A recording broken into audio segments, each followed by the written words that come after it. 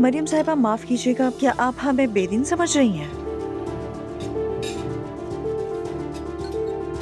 ऐसा क्यों सोच रही हैं मैरी? मुझे माफ कीजिएगा अब्दुल्ला साहब,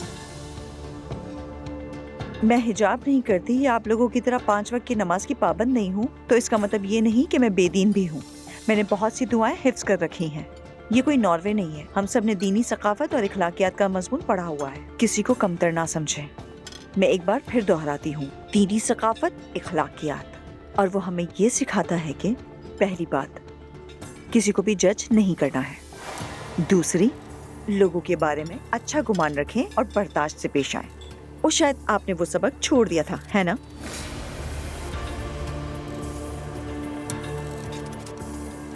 हाई स्कूल ही छोड़ दिया था, कैसे पढ़ती? नायला, नायला बेटी, जुबान संभालो। मैंने झूठ तो नहीं बोला बाबा।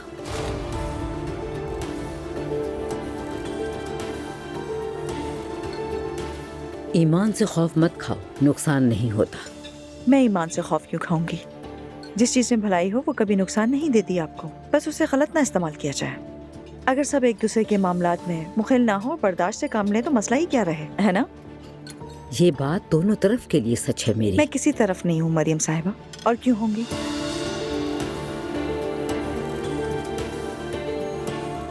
मैं तो बस ये चाहती हूँ हम सब मिलके रहें। तकसीम क्यों होते हैं?